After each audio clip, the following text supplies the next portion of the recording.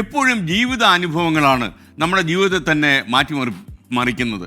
പഴയകാലം ഉണ്ടായ ഒരു ചെറിയ സംഭവമായിരിക്കും ചിലപ്പോൾ പിൽക്കാലത്ത് നമ്മളെ ഏറ്റവും സ്വാധീനിക്കുന്നത്. ഗാന്ധിജിയുടെ ജീവിതം നമ്മൾ ദക്ഷിണാഫ്രിക്കയിലേക്കാണ് പോകുന്നത്. 1898 അദ്ദേഹം ദക്ഷിണാഫ്രിക്കയിൽ താമസിക്കുമ്പോൾ ഗാന്ധിജി അദ്ദേഹത്തിൻ്റെ ഭാര്യ കസ്തൂർബ ഗാന്ധിയുമായി വലിയൊരു വഴക്കുണ്ടായി.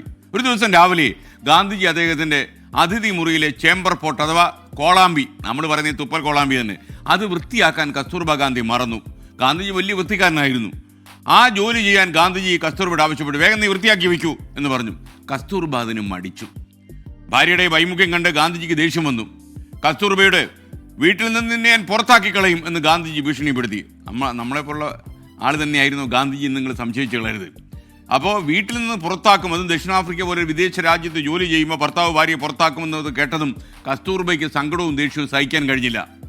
ദക്ഷിണാഫ്രിക്ക താൻ എവിടോട്ട് പോകുമെന്നായി കസ്തൂർബയുടെ ചോദ്യം. ഉറക്കെ കസ്തൂർബ ഗാന്ധി കരഞ്ഞു. കാരണം തൻ്റെ എല്ലാ അഭയവും അന്ന് മോഹൻദാസ് കരംചന്ദ് ഗാന്ധി എന്ന ആ അഭിഭാഷകനായിരുന്നു. അപ്പോൾ വീട്ടിൽ നിന്ന് ഇറക്കി വിട്ടുകളയും, തുപ്പൽ കോളാമ്പി ശരിയാക്കാത്തതുകൊണ്ട് എന്നായിരുന്നു പറഞ്ഞത്.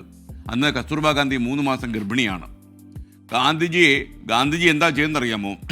അവർ തമ്മിൽ വാക്കേറ്റമായി, വാഗ്വാദം അങ്ങോട്ട് രൂക്ഷമായപ്പോൾ സാധാരണ ചില ഭർത്താക്കന്മാർ ചെയ്യുന്ന പോലെ തന്നെ കസ്തൂർബയെ ഗാന്ധിജി വീടിന് പുറത്തേക്ക് വലിച്ചഴിച്ചു. അന്ന് മോഹൻദാസാണ് കേട്ടോ.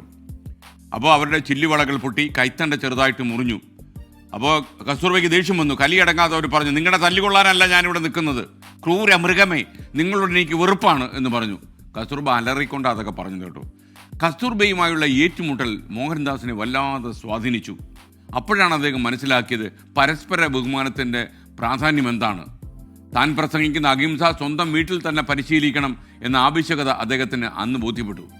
കസ്തൂർബയുടെ ഈ ചെറുത്തുനിൽപ്പ് വിലപ്പെട്ട കുറേ ജീവിത പാഠങ്ങൾ തനിക്ക് സമ്മാനിച്ചുവെന്നാണ് ഗാന്ധിജി പിൽക്കാലത്ത് എഴുതിയത്.